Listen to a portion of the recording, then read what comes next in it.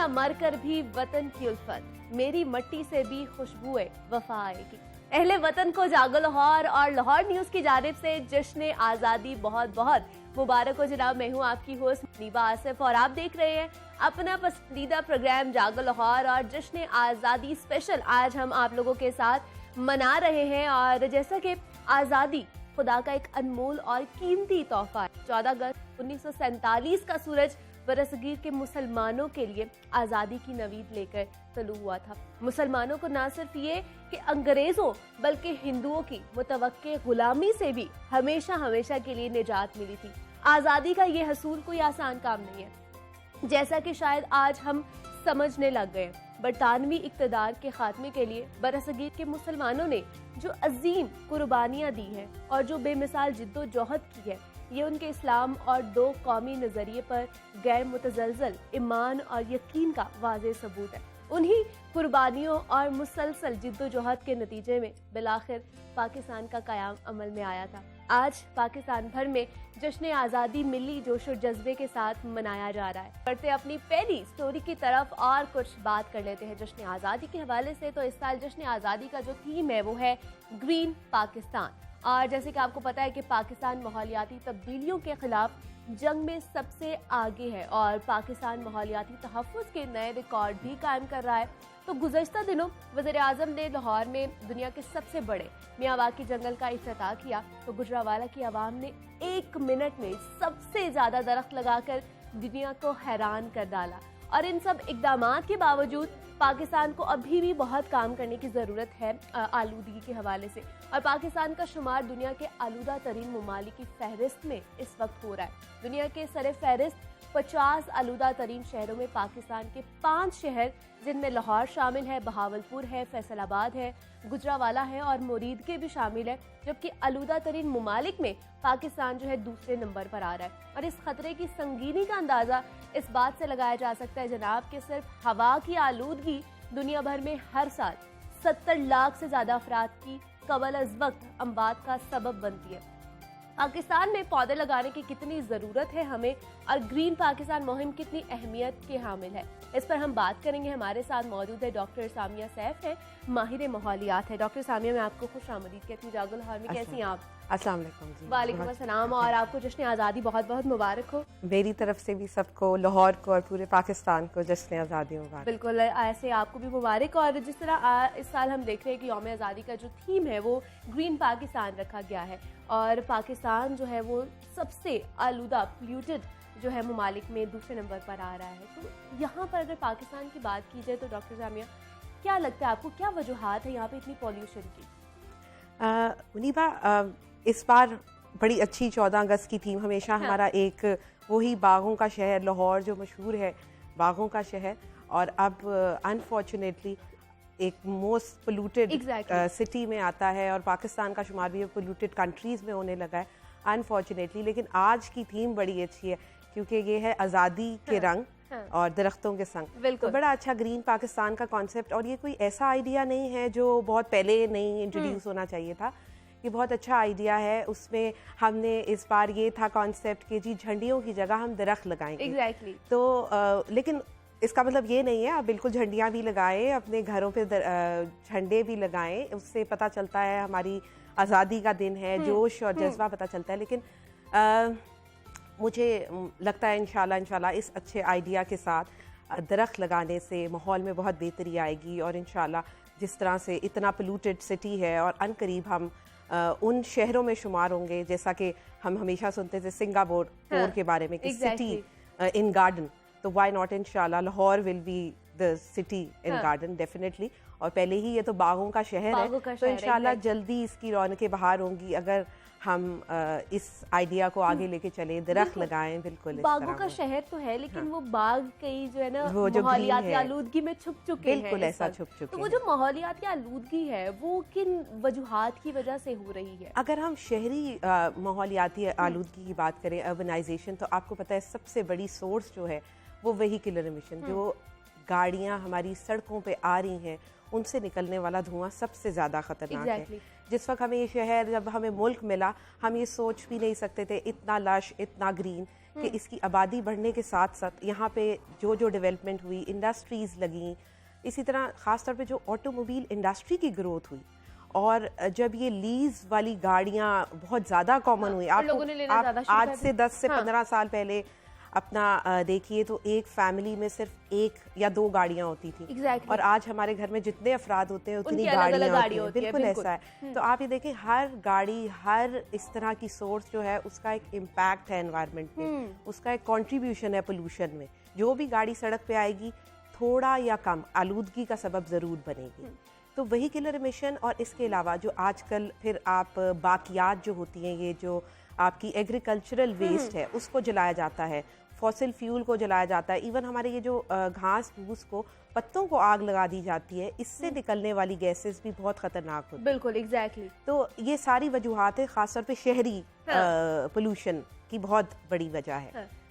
तो क्या आपको लगता है कि जो हमारे शहरी हैं, जो हम लोग खुद हैं, हम लोग ये पोल्यूशन को एक बड़ा मसला समझ रहे हैं? मतलब हम लोग वैसे ही गाड़ियां भी चला रहे हैं, वैसे ही हम दरख्त लगाने से गुरेज भी कर रहे हैं, मतलब हम लोग दरख्त नहीं लगा रहे। हमें बारहा बोला जाता है कि हम दरख्त लगाएंगे तो शायद हमारा माहौल अच्छा हो जाए, हम नहीं लगा रहे, हम प्लास्टिक बैग्स का वैसे ही इस्तेमाल कर रहे हैं। तो आपको लगता है कि शहरी जो है वो एक समझते हैं इसको, पोल्यूशन को मसला? जैसे एक ऐसा शहर, एक ऐसा मुल्क जहाँ पे बुनियादी सहूलियात की फराहमी के लिए लोगों को एक उनकी अवेलेबिलिटी के लिए, उनको हासिल करने के लिए एक एफर्ट करनी पड़े। आज भी रोटी, कपड़ा और मकान के लिए जो कॉन्सेप्ट है वो अभी भी बहुत स्ट्रॉन्ग है। वो लोग जो अपनी रोटी और के लिए घर से निकलते हैं और उसके लिए एफर्ट करते हैं, उनके लिए पोल्यूशन का वर्ड तो कुछ मैटर ही नहीं करता। ना वो इस पे बात करना चाहते हैं और ना इसके बारे में जानना चाहते हैं।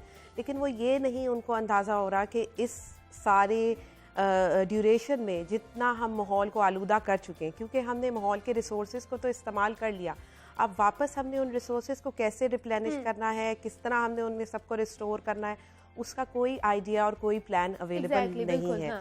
तो जाहिर है उसके ऊपर बहुत इम्पोर्टेंट है उस पर बात करना भी, उसके बारे में अवेयरनेस देना भी। एक ऐसा मुल्क जहाँ पे इतनी ज़्यादा गुर्बत भी है, बॉर्डर लाइन से लोग गुर्बत की लाइन से बहुत ज़्यादा नीचे हैं, तो उस पर बहुत अहम है कि उनको अवेयरनेस के ज़रिए आसान तरीके से बताया जाए किस तरह से वो अपने जो लेवल है उस पे पोल्यूशन को रोक सकते हैं। बिल्कुल। और जब ये चीज़ें करते हैं, एक पौधा लगाना कोई इतनी बड़ी बात नहीं है डॉक्टर सामिया। और दूसरा, इन्हीं जो पोल्यूशन की वजह से, मतलब हम लोग जो गंद फैला रहे हैं उसी वजह से हम ही बीमारियों का शिकार हो रहे हैं। बिल्कुल ऐसा ही है, बिल्कुल ऐसा है। आप खुद देखें मुनीबा, 1-1.5 साल में जिस चीज़ का हमें सबसे ज़्यादा सामना करना पड़ा और जिसकी अहमियत का एहसास आई थिंक गरीब अमीर सबको हुआ, वो ऑक्सीजन। एग्जैक्टली। हाँ। जब एक भी हमारे किसी इर्द गिर्द प्यारे को कोई कोविड या ऐसा कुछ फेस करना पड़ा तो हमें पता चला सबसे महंगी चीज ऑक्सीजन है। हाँ। हम अपने पैसे से खाना तो खरीद सकते हैं, अगर हम अफोर्ड कर सकते हैं, अच्छा पानी भी खरीद सकते हैं, लेकिन हवा को खरीदना बहुत मुश्किल है। exactly. और यकीन करें, हमारे इर्द गिर्द मेरे ऐसे लोग भी थे जो ऑक्सीजन के ऊपर थे और ऑक्सीजन के बाद जब वेंटिलेटर पे गए तो इसकी कॉस्ट इतनी ज़्यादा है जो अल्लाह पाक हमें एवरी डे के हिसाब से डेली ऑक्सीजन दे रहा है। और हमारा जितना हवा में अच्छा लेवल ऑक्सीजन का होगा, आपको पता है 21% हमारी हवा में ऑक्सीजन है, उसके लेवल को मेंटेन रखना। और अगर वो 21% होगा तो हमारी बॉडी की ऑक्सीजन सैचुरेशन भी अच्छी रहेगी। जितनी हवा साफ होगी उतना हमारी बॉडी की ऑक्सीजन भी साफ होगी।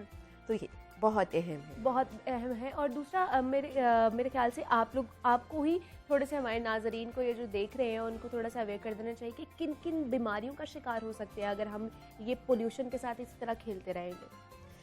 पोल्यूशन इटसेल्फ, मैं कहूँगी ये इतनी बड़ी बीमारी है आपके, हम अच्छी तरह जानते हैं हवा आलूदा होगी, हमें लंग्स की डिजीजेज। बिल्कुल। और ऑलरेडी बहुत सारे लोग हैं जो बच्चे हैं, ख़ास तौर पे बुजुर्ग हैं और ऐसे वल्नरेबल लोग, ऐसी कम्युनिटीज़ जो ऑलरेडी किसी एज़मा का शिकार हैं या लंग्स की डिजीजेज हैं या जो चेस्ट इन्फेक्शन। और आजकल के उसमें अगर आप देखें तो आई थिंक हम सभी एलर्जी का शिकार हो चुके हैं। हम सबको थोड़ी बहुत एलर्जी, खांसी, सुबह मॉर्निंग के अंदर वीजिंग हो रही होती है, तो हम सब इसको फेस कर चुके हैं। और इसके अलावा कर भी चुके हैं और कहीं ना कहीं कर भी रहे हैं, डेली की रूटीन पे कर रहे हैं। और इससे भी बड़ी चीज़ मुनीबा ये कि इन सारी फिजिकल एलिमेंट के अलावा जो हम मेंटली जो अनफिट हो जाते हैं और जो हम साइकोलॉजिकल आपको प्रॉब्लम्स की तरफ जा रहे हैं। आप देखें, जिन लोगों ने भी इस 1-1.5 साल में बीमारी को फेस किया ऑक्सीजन की कमी की वजह से, वो जिस डिप्रेशन में गए हैं और जिस तरह का उन्होंने फिर, तो जहनी बीमारियों का भी सबब बन रही है ये पोल्यूशन। डॉक्टर सामी, जैसे हम पाकिस्तान में बात करें और अगर फॉरेस्ट की बात की जाए, जंगलात की बात की जाए, तो महज पाकिस्तान में 9% जो है जंगलात बाकी रह गए हैं। और इसी को मद्देनज़र रखते हुए जैसे बिलियन ट्री मंसूबे का इनिशिएटिव भी लिया गया हुकूमत की तरफ से, तो आपको क्या लगता है कितने सालों में हम जो है वो बाकी से जो हमारे जंगलात ख़त्म हो चुके थे, ग्रीनरी ख़त्म हो चुकी थी, उसको हम दोबारा बहाल कर लेंगे?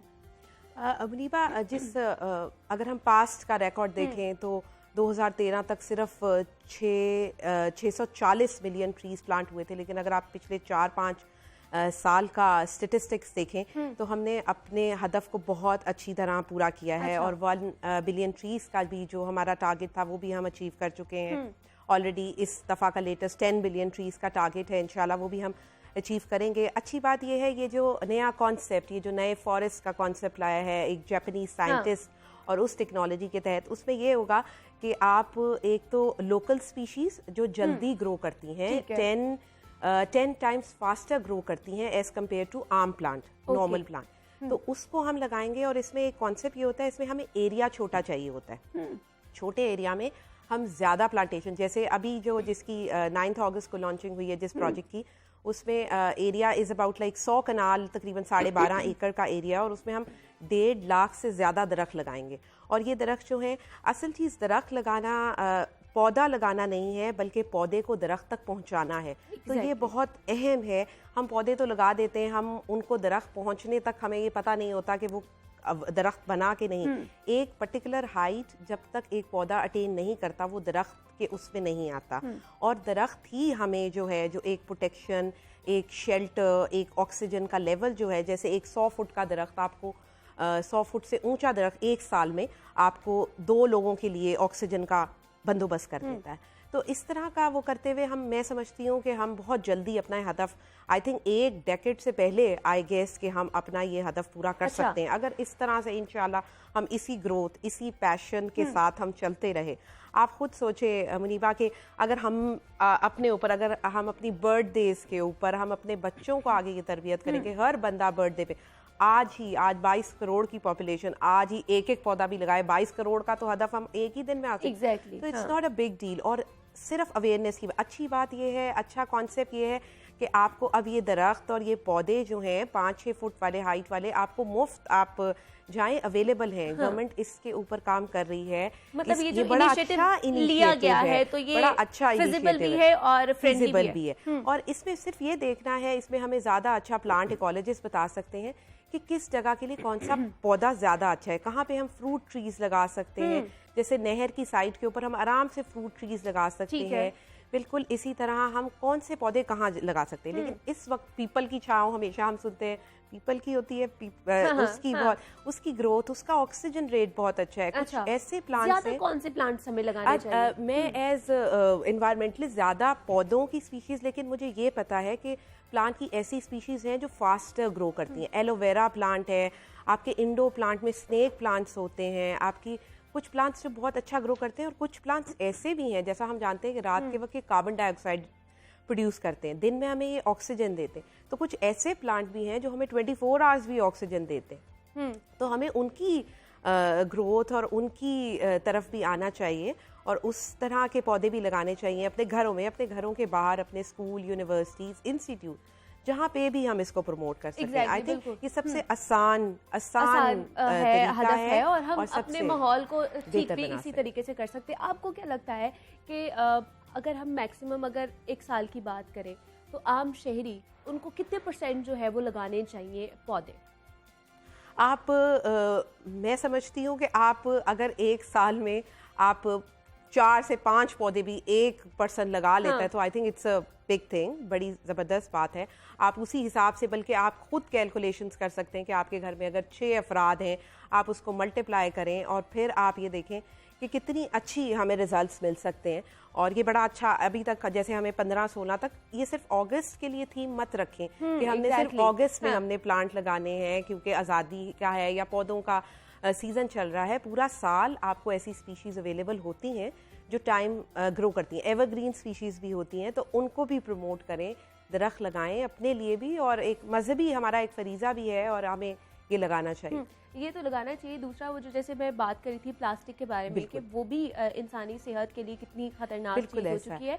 वो पाबंदी भी है उसके ऊपर, हुकूमत ने पाबंदी लगाई है, लेकिन फिर भी वो यूज़ में आ रहा है। तो मुझे ये बताइएगा और हमारे सुनने वालों को भी कि कितना ख़तरनाक है प्लास्टिक हमारी सेहत के लिए। मुनीबा, प्लास्टिक क्यों मुज़र सेहत है? असल में अल्लाह पाक ने एक बैलेंस रखा है। अल्लाह पाक ने जो भी चीज़ बनाई है उसकी एक लाइफ है और वो अपनी लाइफ के बाद ख़त्म हो जाती है। प्लास्टिक ख़तरनाक और इसी तरह की कोई भी सिंथेटिक प्रोडक्ट जो मैन मेड है, जो हमने खुद बनाई है, उनकी लाइफ इतनी ज़्यादा होती है कि वो एटमॉस्फेयर और हमारे इन्वायरमेंट का पार्ट बन जाती है और वो साल तक ऐसी प्लास्टिक भी है जो 100 साल तक एनवायरनमेंट का पार्ट रहती है और वो उसको कुछ फर्क नहीं पड़ता, वो डिग्रेड नहीं होती। लेकिन एट द सेम टाइम जब बैन लगाया गया तो बायोडिग्रेडेबल प्लास्टिक को भी इंट्रोड्यूस कराया गया जो अपना टाइम पूरा करने के बाद खत्म हो जाती है। तो I think go for that. मेरे ख्याल से जो थीम है ना उसको ही मेरे ख्याल से हमें आगे लेकर चलना चाहिए कि आज यौम आज़ादी तो हम मना रहे हैं, लेकिन अपने साथ एक अहद कर ले कि हमने अपना माहौल भी ठीक करना है। डॉक्टर सामिया सैफ हमारे साथ मौजूद थी, माहिर माहौलियात है। डॉक्टर सामिया, बहुत शुक्रिया आपका कि आपने वक्त निकाला और आप यहाँ पर आई हैं।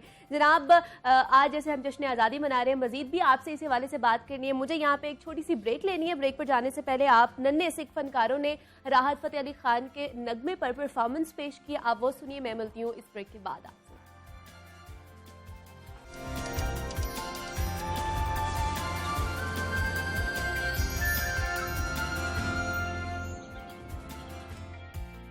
वेलकम बैक टू जागो लाहौर। और जनाब, हम मना रहे हैं जश्न आज़ादी, और आज़ादी एक ऐसी बेशबहा नेमत है जिसका जितना शुक्र अदा किया जाए वो कम है। शायद अकीदे के बाद आज़ादी ही एक ऐसी चीज़ है जिसकी खातिर इंसान अपना सब कुछ कुर्बान कर सकता है। अगस्त का महीना जैसे ही शुरू होता है, मुल्क भर में हर तरफ सब्ज हलाली परचम देखने को मिलते हैं। कल जब मैं ऑफिस से घर भी जा रही थी तो गली में 10 से 12 साल के छोटे छोटे बच्चे थे और सीढ़ी लगाकर घूम रहे थे और पूरी गली में झंडियाँ लगा रहे थे। तो मैंने रुककर पूछा उनसे कि जनाब, आप लोग इतने पैसे कहाँ से लेकर आए हैं? ये झंडियाँ खरीदी, आप लोगों ने ये झंडे खरीदे हैं? तो कहते हैं कि हम लोगों ने अपने खर्च से, पॉकेट मनी से ये जो है ना पैसे बचाए हैं और तब ये जाके हमने खरीदी है।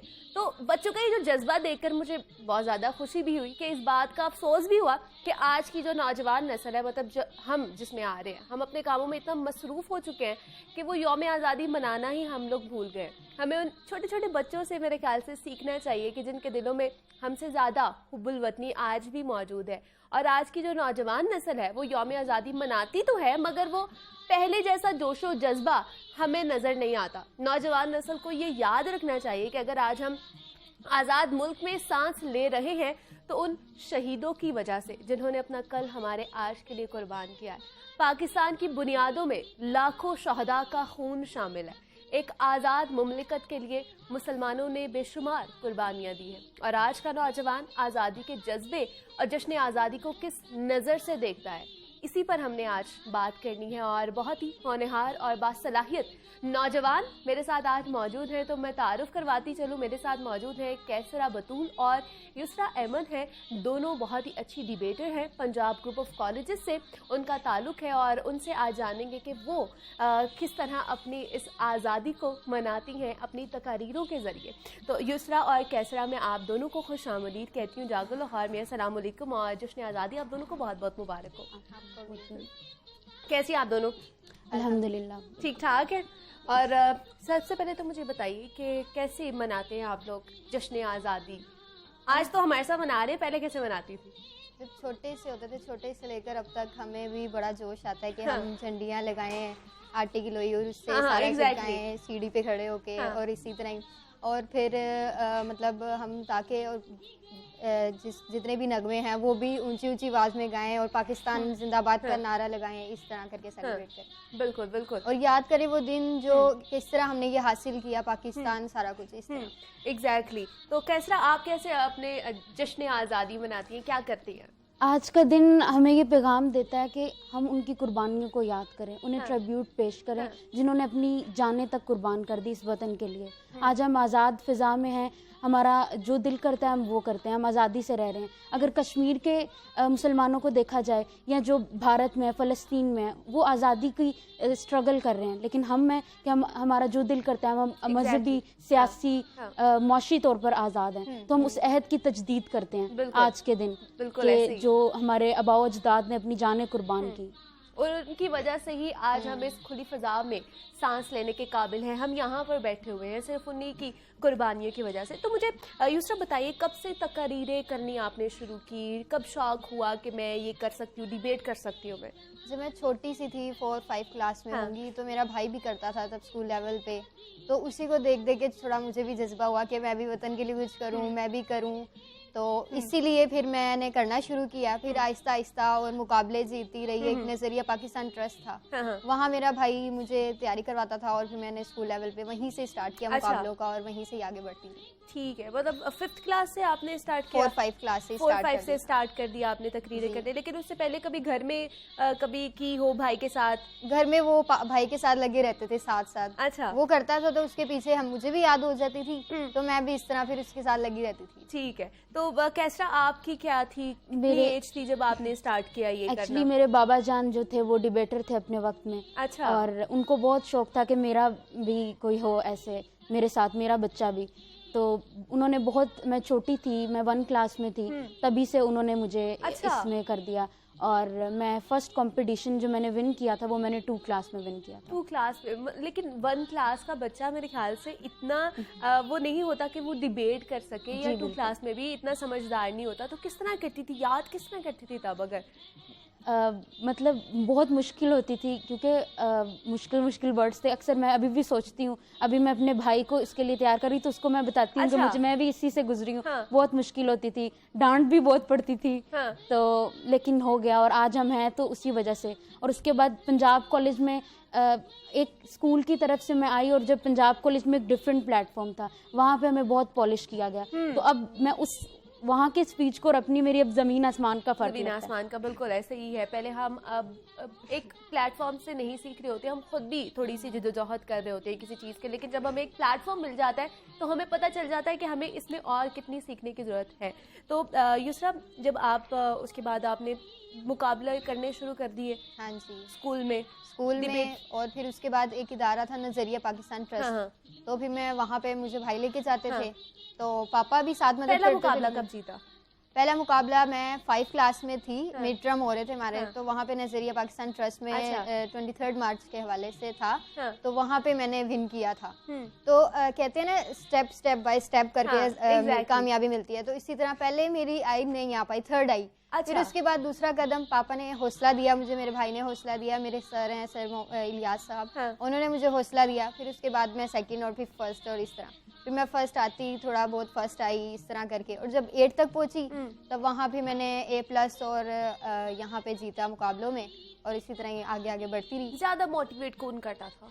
ज़्यादा मोटिवेट पापा मेरे टीचर हैं। अच्छा। तो उन्होंने भी मुझे बचपन से मोटिवेट किया, और मुझे सारा उन्होंने पढ़ाया लिखाया। और मेरे भाई जो था वो भी कराची यूनिवर्सिटी से डिबेटिंग सोसाइटी के मेंबर हैं, तो वो भी मुझे लिख के भी देते हैं, और वो मुझे तैयारी भी करवाते हैं। मोटिवेट दोनों ही मुझे बहुत अब तक करते आ रहे हैं। यहाँ के लिए भी उन्होंने मुझे मोटिवेट किया, हमारी मैम है, तो उन्होंने भी मुझे मोटिवेट किया बहुत ज़्यादा। तो उन्हीं की वजह से मैं यहाँ पे हूँ, और आज़ादी से जहाँ। बिल्कुल ऐसे ही है जनाब। डिबेटर्स तो हमारे साथ मौजूद हैं, और वो किस तरह डिबेट करते हैं ये भी आपको हम यहाँ पर उनसे सुनवाएंगे। लेकिन जिनकी तकारीरें सुन के ये पाकिस्तान हमने हासिल किया है, कायदे आज़म मोहम्मद अली जिन्ना, उनकी तकरीरें आज भी सुनी जाती है, और उनके अंदर से वो जज्बा आज भी महसूस किया जाता है, उनकी आवाज़ का, उनके अल्फाजों का। तो मेरे ख्याल से उनकी एक तकरीर है, वो आपकी नज़र करते हैं। God, that this critical moment He may guide us and enable us to discharge our responsibility in a wise. जनाब मोहम्मद अली जिन्ना की ये तकरीर आपने सुनी है। दोबारा से अपने डिबेटर्स की तरफ चलते हैं और उनसे कुछ तकरीर भी सुन लेते हैं फिर, और तकरीर सुनाएंगे आज आप हमें। जी बेशक, इसके लिए हम कुछ भी कर सकते हैं। इस दिन के लिए हम कुछ जितना भी सुनाए वो बहुत ही ज़्यादा कम है। बिल्कुल ऐसे ही है। तो पहले युसरा आपसे स्टार्ट कर लेते हैं, आप सुनाए, फिर उसके बाद कैसरा आपके तरफ चलते हैं, ठीक है? चल। 14 अगस्त 1947 का ख्वाब जगा मंटो पार्क लाहौर। ऐलान होता है कि मुसलमान आजाद है और वतन का नाम है पाकिस्तान। खुशी की सदाएं गूंज उठती हैं, शादियाने बजते हैं कि ये वो पाकिस्तान है सदर आली वकार, जिसको हासिल करने के लिए सर कटे, इज्जतें लूटी, तब जाकर ये मुल्क हमें हासिल हुआ। मगर सदर आली वकार सोचिए, एक लम्हे के लिए सोचिए कि अगर ये पाकिस्तान ना होता तो क्या होता। अगर ये पाकिस्तान ना होता तो आज हम जुल्मो जबर के सूरज तले एड़ियां रगड़ रगड़ कर मर जाते। अगर ये पाकिस्तान ना होता तो माएं अपने बच्चों को तालीमी दरसगाहों की बजाय मंदिरों और दरगाहों पर भीख मांगने के लिए भेज देती। अगर ये पाकिस्तान ना होता तो हय्यल सलाह और हय्यल फलाह की आवाज हमारे कानों तक कभी ना पहुंच पाती। और सदर आली वकार, अगर ये पाकिस्तान ना होता तो गुलामी की जंजीरों में जकड़ा हुआ मुसलमान अपने आने वाली नस्ल को इस दुनिया में आने से पहले ही निस्तो नाबूद कर देता। मगर सदर आली वकार, गुलामी के स्याह बादल झड़ते हैं और वो सुबह जिसकी उम्मीद न थी वो सुबह रोशन होती है। और कायदे आज़म मोहम्मद अली जिन्ना बड़े सगीर के मुसलमानों से खिताब करते हुए कहते हैं कि उठो खिरत पे इन दिनों जनून का ताब है, उठो तुम्हारे पास हिकमतों भरी किताब है, उठो ये साते अमल है, साते हिसाब है, वो हौसला जो जख्मे जां को पत्थरों से काट दे, लहू की तेज धार से जो खंजरों को काट दे, वो हौसला तेरे खमीर में, तेरे जिगर में है, जो कट के सरफराज हो। वो बात तेरे सर में है, जो कट के सरफराज हो, वो बात तेरे सर में है। सदर आली वकार, इस मुल्क को हासिल करने के लिए तमाम मुसलमानों ने किसी भी तरह की कुर्बानी से गुरेज ना किया। तो आइए और देखिए, ये मार्का बरे सगीर है जहां 300 मासूम बच्चों का लहू चिल्ला चिल्ला कर ये कह रहा है कि ऐ मेरे वतन, हम आजाद हैं। देखिए, वो बरे सगीर के भरे मैदान में खड़ा मोहम्मद अली जिन्ना है जो पुकार पुकार कर ये कह रहा है कि ऐ मेरे वतन, हम आजाद हैं। देखिए, वो राशिद मिन्हास है जो अल्लाहू अकबर की सदा लगाए दुश्मनों के इरादों को खाक में मिला रहा है। देखिए, वो आर्मी पब्लिक स्कूल है जहां 300 मासूम बच्चों का लहू चिल्ला चिल्ला कर ये कह रहा है कि ऐ मेरे वतन, हमारे बाद अंधेरा नहीं उजाला है। क्योंकि सदर आली वकार, हमारी माओ ने हमें एक डरपोक मसलहत पोश नहीं बल्कि एक सच्चा और बहादुर पाकिस्तानी जन्म दिया। वो पाकिस्तानी जो हर अगयार के सामने सीना तान कर ये कहना चाहता है कि हमने गुलशन के तहफ्फुज़ की कसम खाई है। हम नहीं खंजरों तलवार से डरने वाले, हम नहीं पैसों की अंबार पे मरने वाले, हम लहू देकर बताएंगे नयापन क्या है, बोलना कैसे है और बोलने का फन क्या है। हम नए फूल उगाएंगे चमन में अपने और कहेंगे ये मुल्क बचा सकते हैं, अपने हिस्से की शमा जला सकते हैं, ये मुल्क बहुत बहुत खूब, शुक्रिया। बहुत बहुत बहुत ही बेहतरीन युसरा, जिस तरह आपने बोला और जिस तरह आपने तकरीर की, आपकी आवाज़ और जज्बा नज़र आ रहा था, बहुत ही वेल डन।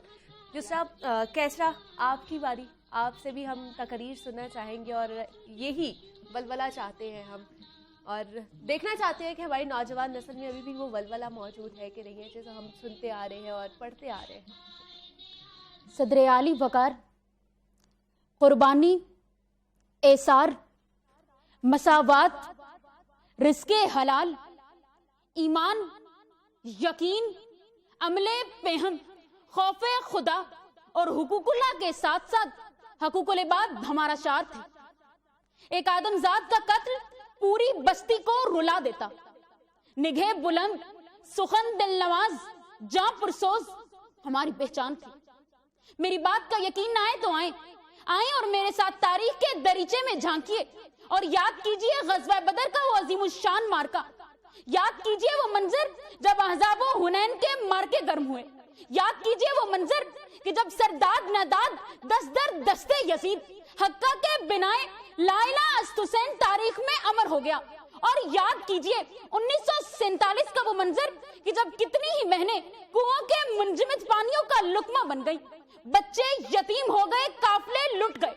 और 1947 जब 10 लाख मर्दाने हक शहीद हो गए, तो फिर मुझे कहने दीजिए कि तख्ता और तख्त से एक चुना करते हैं, हम अजब शान से दुनिया में जिया करते हैं। अरे तोप क्या चीज है, बंदूक किसे कहते हैं, हम तो टैंकों की सफें चीर दिया करते हैं, हम तो टैंकों की सफें चीर दिया करते हैं। जीवकार, माना कि कुछ न कुछ सर्दोगर्म में हम मुब्तला रहे हैं, लेकिन ये जान ले कि हमारे जज्बों में कायदे आजम मोहम्मद अली जिन्ना है, अलामा मोहम्मद इकबाल हैं, मादिरे मिल्लत हैं, लियाकत अली खान हैं, मेजर शबीर शरीफ हैं, मेजर अजीज भट्टी हैं, सवार मोहम्मद हुसैन हैं, लालच जान शहीद हैं, हम अरफा करीम हैं, हम अली मोइन हैं, हम कमर जमान हैं, हम जहांगीर खान हैं, हम परचमे आलिशान को फलकबोज चोटियों पे लहराने वाले हसन सदपारा हैं, समीना बेग हैं, अली वकार इंसानियत से मोहब्बत की जिंदा मिसाल यास्मीन दौरानी है, वीरू कोहली है। दामने वक्त इजाजत दे तो जिक्र करूं फैजान बुजदार का, मलाला यूसुफ जई का, आफिया सिद्दीकी का, उजैर अली खान का, आयशा फारूक का, मरियम मुख्तार का, जो पुकार पुकार कर ये ऐलान कर रहे हैं कि आओ अपने जिस्म चुनने ईंट पत्थर की तरह, बेदरो दीवार है लेकिन ये घर अपना तो है, बेदरो दीवार है लेकिन ये घर अपना तो है। हजरीन मोहतरम, आज का ये तरक्की याफ्ता दौर हमसे ये मुतालबा करता है कि हम सब मिलकर इस पाक सरजमीन के लिए, इस पाक सरजमीन से बदी के एक एक सांप का सर कुचल डालें, फिरकावारियत के शजरे खबीसा की जड़ें काट डालें, और हम सब मिलकर मुमलिकत खुदादाद पाकिस्तान में निजामे मुस्तफा के गुलशने पुरबहार की नखलबंदी करें। क्योंकि जब अपना काफिला अज़्मो यकीन से निकलेगा, जहां से चाहेंगे रास्ता वहीं से निकलेगा। वतन की मिट्टी मुझे एड़ियां रगड़ने दे, मुझे यकीन है कि चश्मा यहीं से निकलेगा, और मुकाबला तो करूं जफर अंधेरों से, चराग बनकर पसीना जबी से निकलेगा, चराग बनकर पसीना जबी से निकलेगा। क्या बात, बहुत खूब, बहुत ही खूब। कैसा बहुत ही खूबसूरत आपने भी तकरीर की है, और पता चल रहा है कि हमारे नौजवान इस जश्न आज़ादी के वलवले के साथ कितने सरशार हैं और कितना इनके अंदर अभी भी जज्बा मौजूद है। तो मुझे बताइए, इतनी ये जो मुश्किल अल्फाज आप लोग यूज़ करते हैं, और याद कैसे करते हैं? ये तो मुश्किल होगा। ये तो याद हो जाता है जब दिल की गहराइयों से हम बोले ना, तो वो खुद ही दिल में आ जाता है। लिखता कौन है? खुद ही लिखते मेरे भाई हैं, वो मदद करते हैं लिखने में, क्योंकि वो लिखते रहते हैं उर्दू डिबेट्स वगैरह, तो वो लिख के देते हैं, और पापा भी मदद करते हैं, और मेरी हमारी मैम है, और मैम हलीमा साथी आफा जी हमारी, वो भी बहुत मुझे मोटिवेट करती हैं, मदद करती हैं अल्फाज सिखाने में, बोलने में। तो इस तरह। तो कैसा आपकी कौन लिखता है? मेरी स्कूल लाइफ में तो मेरे बाबा लिखते थे, लेकिन अब कॉलेज में मैम हलीमा सादियाँ वही लिखती हैं, और ये सब अल्फाज उन्हीं के दिए हुए हैं जो मैं आज बोल रही हूँ। और बहुत ही खूबसूरत अल्फाज जो हैं वो आप लोगों ने किए हैं। कैसरा बतूल हमारे साथ मौजूद हैं और युसरा अहमद हमारे साथ मौजूद हैं। आप दोनों का बहुत शुक्रिया कि आप यहाँ पर आई हैं और आप लोगों ने इस जश्न आज़ादी के जो वलवल है और जज्बे को और भी ज़्यादा सरशार कर दिया है, और बहुत ही खूबसूरत आप लोगों ने तकरीर की है। बहुत शुक्रिया आप लोगों का यहाँ पर आने के लिए। तो जनाब, आज हम जश्न आज़ादी के रंग मना रहे हैं और हमारे साथ 2 डिबेटर्स मौजूद थी, और उनकी तकरीर सुन के मेरे ख्याल से आपके अंदर भी वो जो आज़ादी का जज्बा है वो भी मेरे ख्याल से मोटिवेट हो गए होंगे। मैं तो बहुत ज़्यादा मोटिवेट हो गई हूँ। ठीक है जी जनाब, और भी इस हवाले से हमने बात करनी, आपने कहीं नहीं जाना। मज़ीद और भी बहुत से अच्छे गेस्ट हैं हमारे साथ। मुझे यहाँ पे लेनी एक छोटी सी ब्रेक, मिलते हैं इस ब्रेक के बाद।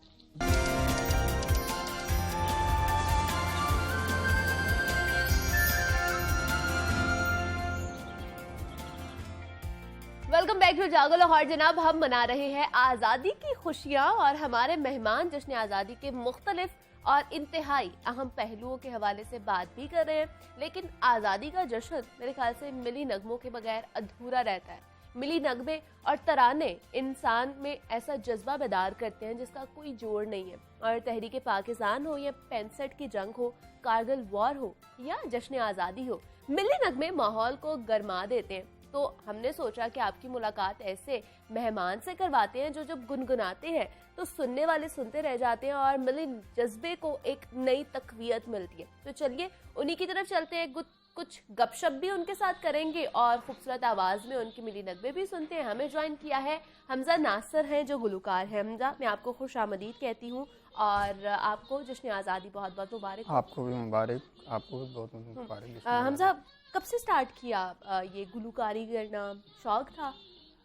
शौक भी था कुछ, और कुछ जब कॉलेज ज्वाइन किया हमने तो वहाँ एक्स्ट्रा करिकुलर में, को करिकुलर में, तो वहाँ हमने स्टार्ट किया, कंपटीशन स्टार्ट किए। स्कूल से वैसे स्टार्ट कर दिया था, लेकिन प्रॉपरली कॉलेज में जाके हमें तराशा गया। कंपटीशंस में गए, कंपटीशंस दिन किए, फिर हौसला अफजाई हुई। हाँ। उसके बाद फिर चलता रहा काम। उसके बाद फिर काम चलता रहा और तरक्की की मनाजिल तय करते रहे। अगर ये जश्न आज़ादी की बात की जाए हमजा, तो थोड़ा इस पर भी बात कर लें, कैसे मनाते हैं जश्न आज़ादी आप? हमारे यहाँ तो नॉर्मली जो होता है कि हॉर्न तेज़ बजा के, बाजे बजा कर और सलंसर उतार कर, वन व्हीलिंग करके, नॉर्मली तो ये तरीक़ाकार होता है हमारे पाकिस्तान में। आजकल आज की रूटीन में मुझे कम नज़र आया है, कुछ मुहर्रम है इसलिए शायद कम नज़र आया है, लेकिन नॉर्मल ये होता, मनाने का तरीका असल ये होता है कि अपने बच्चों को, जिस तरह प्रोग्राम चल रहा है इसमें आपको बताया जा रहा है कि हमने 1947 में क्या कुछ जद्दोजहद करके हमारे बड़ों ने किस तरीके से पाकिस्तान को निकाला, इंडिया से या बरसगीर से अलग मुल्क बनाया। तो हमें ये अपने बच्चों को तरबियत देनी चाहिए। जब बच्चों में छोटी एज से तरबियत स्टार्ट हो जाएगी तो आने वाले दौर में उनको फिर इतना आपको पॉलिश करने की ज़रूरत नहीं पड़ेगी कि पाकिस्तान से मोहब्बत करो, पाकिस्तान आपका सब कुछ है। उनमें ऑटोमेटिकली वो मोहब्बत पाकिस्तान से वतनी जो है वो पैदा होना शुरू हो जाती है। तो मेरे ख्याल से फिर इसका आगाज भी फिर एक नगमे से ही कर लेते हैं। बिल्कुल बिल्कुल। क्या सुनाने वाले आप? मैं पाकिस्तान के शुहदा और पाकिस्तान की धरती से रिलेटेड जो कुछ मुझे अल्फाज याद है मैं आपको सुनाता हूँ। बड़ा मज़ेदार सा नगमा है, मैं आपको सुनाता हूँ। जरूर। मेरे मल्लाह लहरों के पाले हुए, मेरे दहका पसीनों के ढाले हुए, मेरे मजदूर इस दौर के कौहकन, मेरे मजदूर इस दौर के कौहकन, चांद मेरी ज़मी फूल मेरा वतन, चांद मेरी ज़मी फूल मेरा वतन, मेरे खेतों की मट्टी में लाले यमन, मेरे खेतों की मट्टी में लाले यमन, चांद मेरी ज़मी फूल मेरा वतन, चांद मेरी ज़मी फूल मेरा वतन, मेरी सरहद पे साया है ईमान का,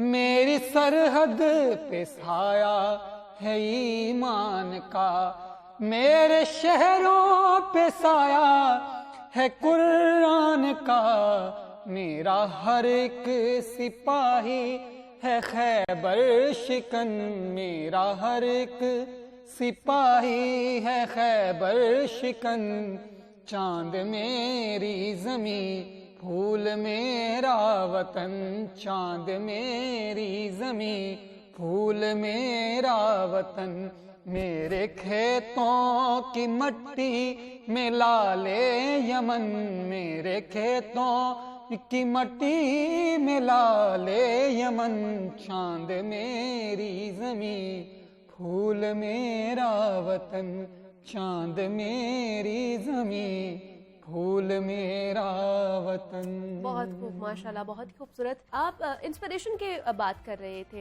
हमजा, क्या थी इंस्पिरेशन आपकी? आपको क्या लगा कि आपको इस साइड पर जाना चाहिए? मोटिवेट कौन करता था ज़्यादा? अमूमन घर वाले मना करते हैं कि सिंगिंग की तरफ नहीं जाना चाहिए। अच्छा, ये जो शोबा है ना, म्यूज़िक का शोबा जो है बाकी शोबा जात से ना अलग है। सिंगर जो होता है वो बनता नहीं है, वो पैदा होता है। मेरे नज़दीक ना आर्टिस्ट कोई भी है वो बनता नहीं है, वो पैदा होता है। तो उसके बाद उसको पुश करना, कुछ आपको दुनियावी बातों से सीखने को मिलता है, और पुश करना घर वालों का सबसे पहले होता है। आप घर वालों से सीखते हैं कि यार हमने किस शोबे में जाना है, घर वाले आपके जिस तरफ आपको राग़िब करते हैं उसी तरफ आप निकलते हैं।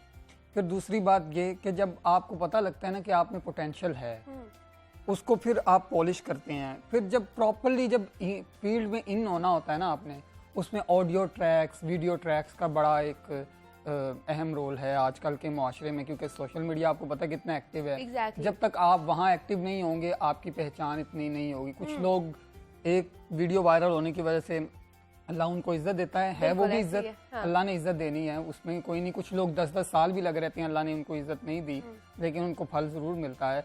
लेकिन आपको अपनी स्ट्रगल करते रहना चाहिए। कहीं ना कहीं किसी ना किसी तरफ से आप दरवाजा दस्तक देते रहें, कोई ना कोई बंदा आके दरवाजा खोल ही देता है। बेशक, बिल्कुल ऐसे ही है। जो आपकी जिद्दोजहद होती है, जो आपकी कोशिश होती है ना, वो कहीं ना कहीं कभी ना कभी रंग जरूर लेकर आती है। तो हमजा आगे क्या सुनाने वाले हैं? मेरे ख्याल से सोनी धरती। हाँ बिल्कुल, मैंने सोनी धरती का एक ट्रैक है, वो मैं आपको सुनाता हूं जरूर के साथ। तेरा हर एक जर्रा हमको अपनी जान से प्यारा, तेरे दम से शान हमारी, तुझसे नाम हमारा।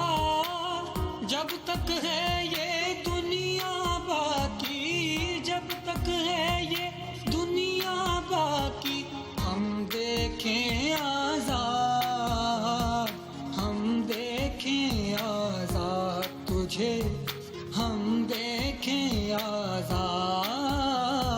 सोहनी धरती अल्लाह रखे कदम कदम आबाद, कदम कदम आबाद तुझे, कदम कदम आबाद। सोहनी धरती अल्लाह रखे कदम कदम आबाद। आगे क्या है? आगे के प्लान्स क्या है? फ्यूचर के प्लान्स क्या है? फ्यूचर प्लान्स ये हैं, मैं कुछ अपनी म्यूजिक को आगे लेके चल रहा हूँ, हर हवाले से सीरियस, कॉमेडी और हर हवाले से म्यूजिक कर रहा हूँ। तो आगे मेरा एक फंक एल्बम आ रहा है वेरिएशन म्यूजिक से, जो हम ऑलरेडी एक वेरिएशन म्यूजिक के नाम से सीजन कर चुके हैं। ठीक है। तो एक फंक एल्बम आ रहा है यूट्यूब अच्छा। चैनल पे, वेरिएशन म्यूजिक के चैनल पर। वहाँ उसमें डिफरेंट तरह के हुमरस और इस तरह के गाने जो उनसे हैं वो वहाँ पे हमें मिलेंगे। चले जी हमजा, बेस्ट ऑफ लक उसके लिए, आपके फ्यूचर के लिए, और इसी तरह आप अच्छे अच्छे नगमे और गाने बनाते रहें और हमें सुनाते रहें। And thank you so much यहाँ पर आने के लिए और हमारे साथ अपनी आज़ादी का जश्न मनाने की। मजीद भी बात करेंगे, जश्न आज़ादी के रंग अभी भी जारी है, आपने कहीं नहीं जाना। मिलता है इस छोटी सी ब्रेक।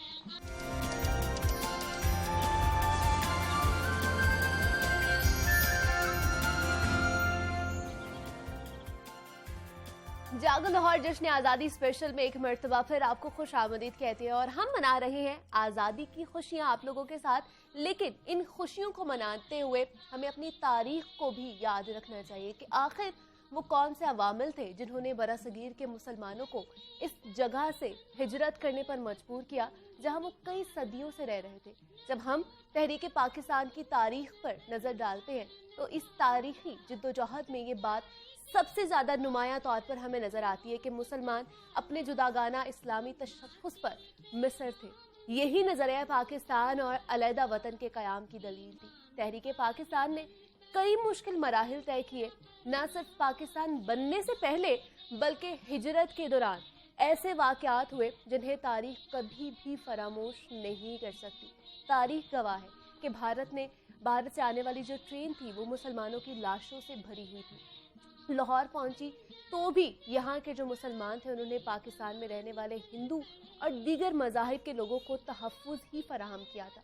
आखिर वो कौन से अवामिल थे जिन्होंने बरासगीर के मुसलमानों को एक अलग वतन के हसूल के लिए मजबूर किया था?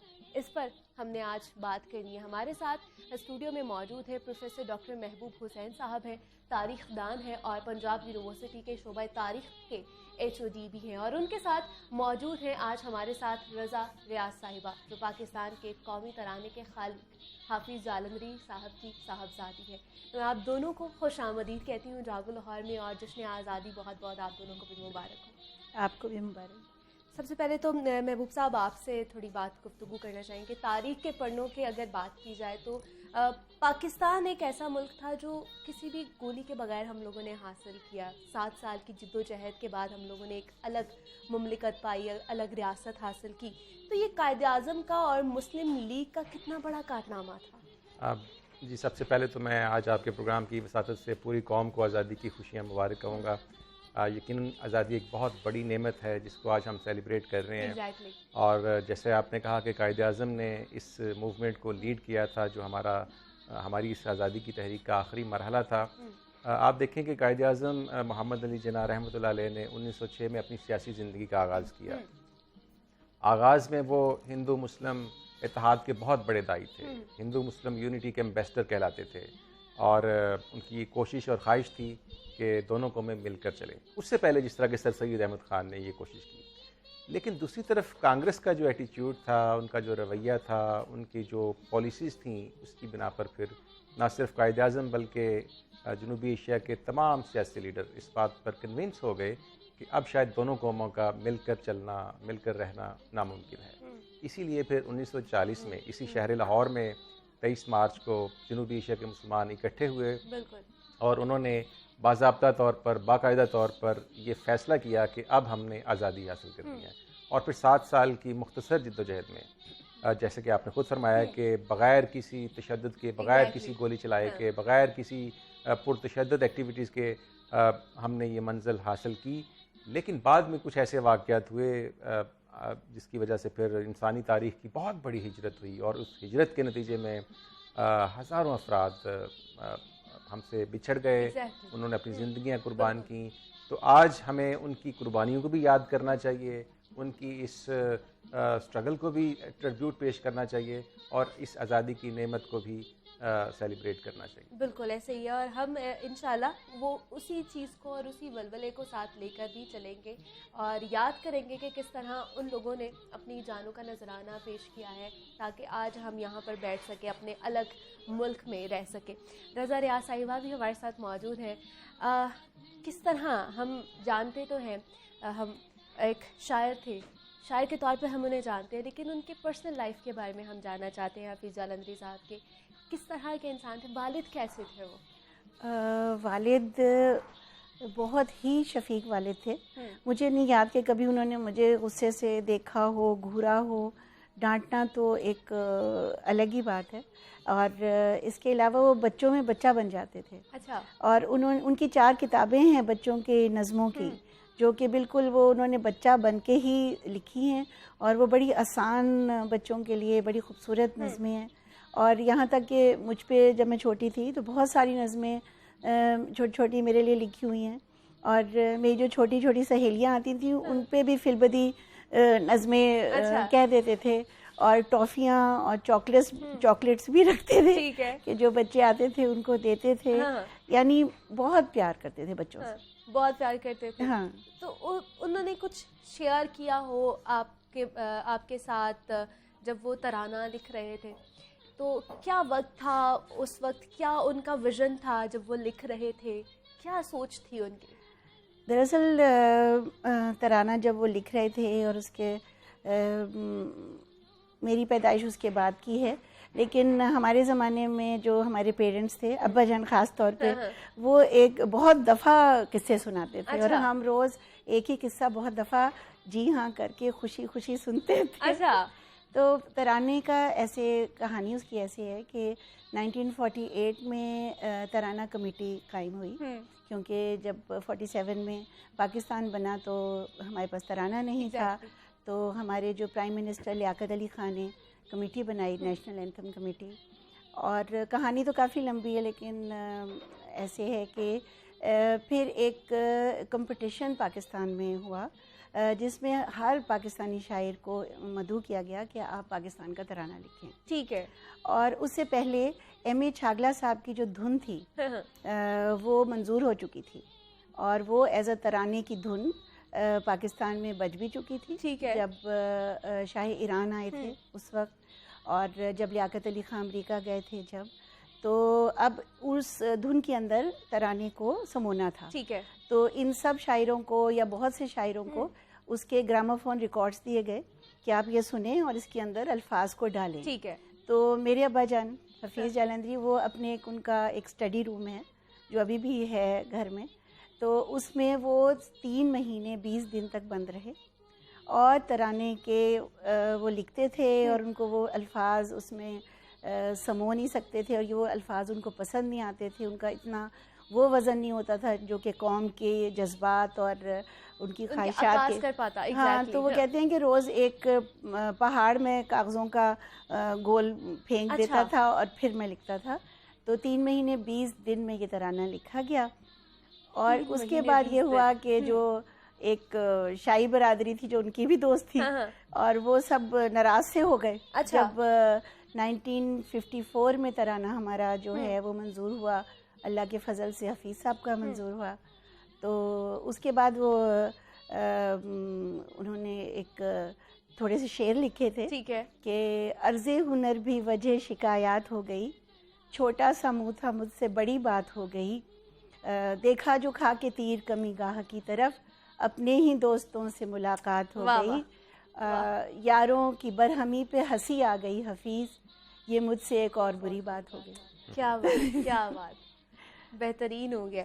महबूब साहब, क्या आपको क्या लगता है टर्निंग पॉइंट, अगर बात की जाए तारीख में, टर्निंग पॉइंट क्या था? कांग्रेस तो इतनी जद्दोजहद कर रहा था कि जो अखंड भारत है यही रहे, ये कभी अलग ना हो, तो क्या लगता है आपको टर्निंग पॉइंट कहाँ पे आया? ये कांग्रेस कब राजी हुई तकसीम के वक्त?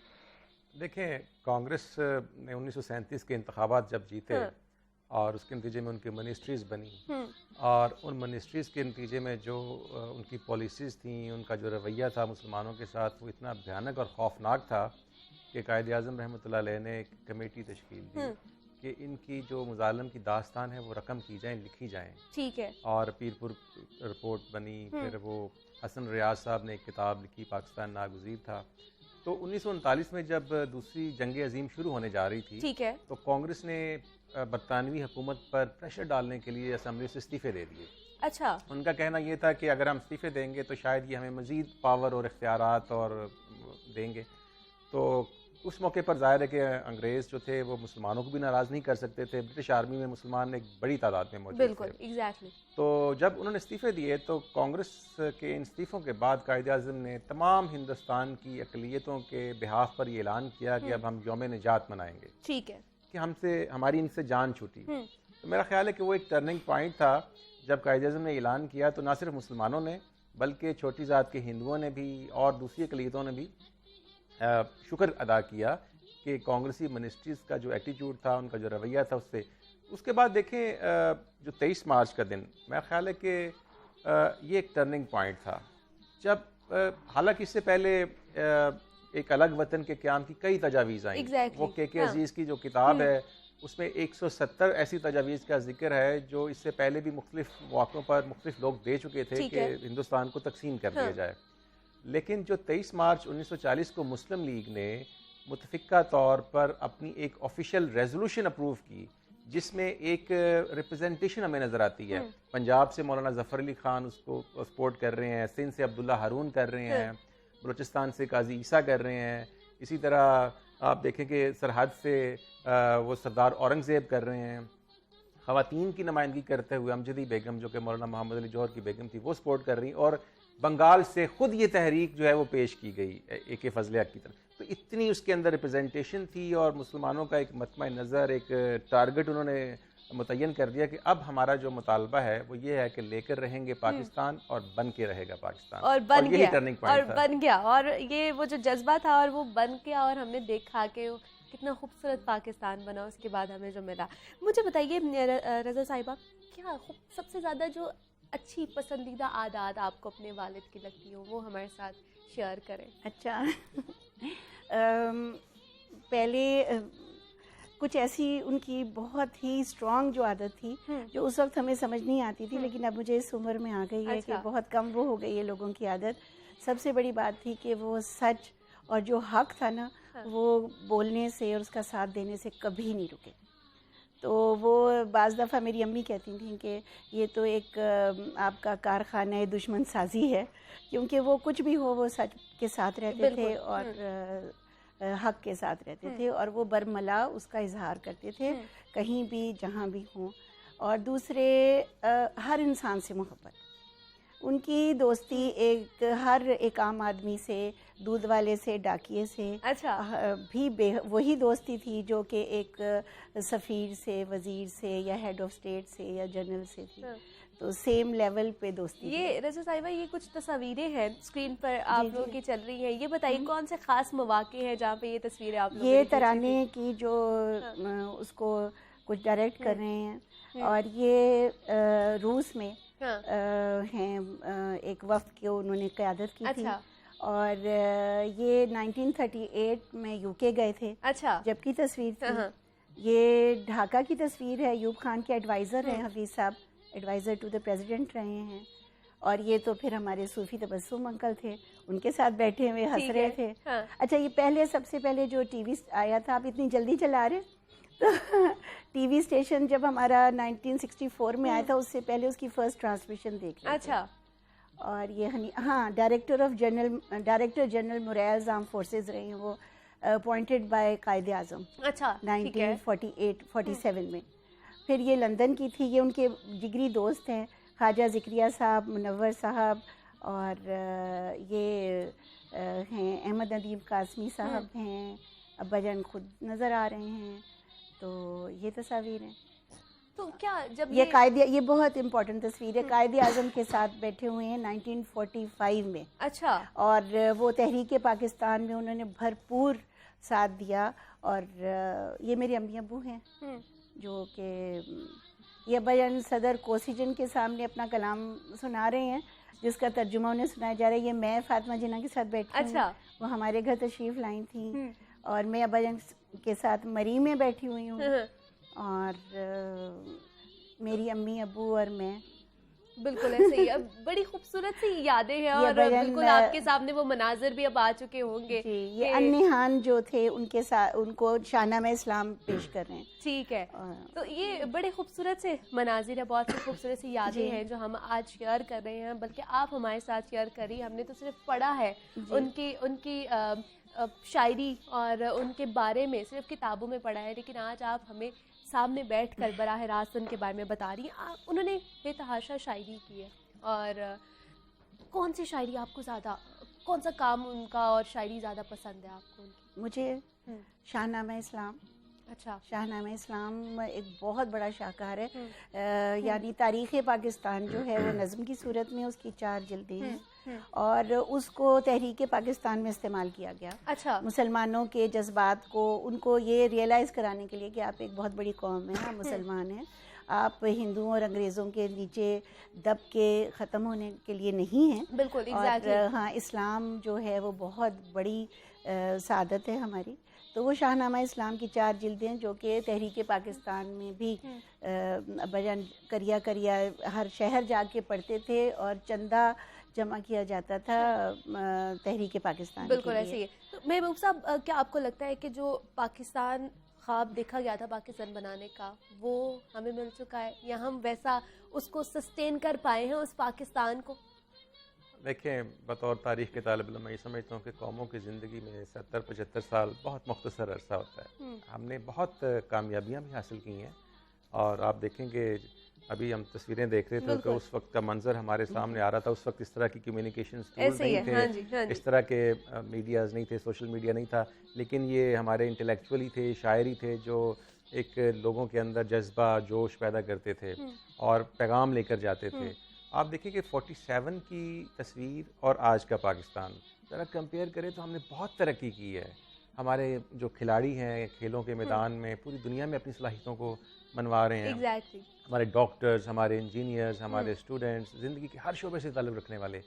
तो जो आपने बात की कि क्या वैसा पाकिस्तान हम अचीव करने में कामयाब हो गए, देखिए हिस्ट्री के अंदर एक इर्तकाई अमल चलता है। कायदे आज़म कैसा पाकिस्तान चाहते थे, वो एक बहुत ही प्रोग्रेसिव और वेलफेयर स्टेट चाहते थे, जिसमें तमाम लोगों को, तमाम शहरियों को बराबर के हकूक़ मिलें। और अभी कोशिश हमारी हुकूमतें जितनी भी हैं वो करती रही हैं अपने साथ औकात के मुताबिक।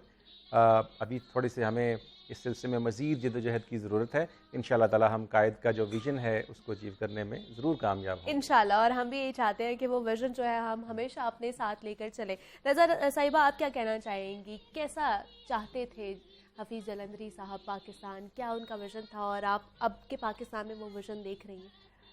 हफीज़ साहब और मेरे ख्याल है जो पहले लोग हाँ। थे वो बहुत ही मतलब फ्यूचर जो था उनका वो ब्राइट ही हमेशा सोचते थे और ऐसा ही देखना भी चाहते थे।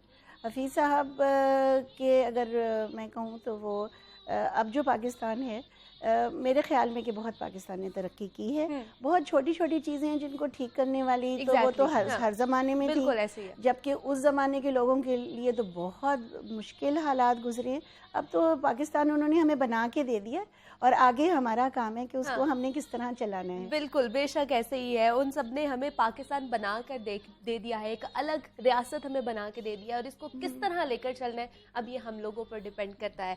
रज़ा रियाज अपने साहिबा हमारे साथ मौजूद ही हफीज़ जलंधरी साहब की बेटी है। बहुत शुक्रिया आपका कि आपने हमें वक्त दिया और आप यहाँ पर आई हैं। और प्रोफेसर डॉक्टर महबूब हुसैन साहब भी हमारे साथ मौजूद थे। तारिक दाना सर, आपका भी बहुत शुक्रिया कि आप यहाँ पर आए हैं। और जश्न आज़ादी के रंग हम मना रहे थे, कुछ तारीख के बारे में हमने बात की है, कुछ हाफिज़ जलंधरी साहब के बारे में बात की है कि किस तरह वो लोग चाहते थे और उनकी कुर्बानियाँ जो है वो रंग ले आई हैं और आज हम अपने अलग मुल्क में सांस ले रहे हैं। आज़ादी का जश्न हो और सदाबहार ज़ुबान सदेआम मिली नगमों का ना हो, भला ऐसा कैसे मुमकिन है? तो जज्बा हुब्बुल वतनी से सरशार करने वाले नगमों की मकबूलियत आज भी कम नहीं हुई है और पाकिस्तान बनने से अब तक कानों में रस खोलते तारीखी मिली नगमों पर एक नज़र इस रिपोर्ट में देख।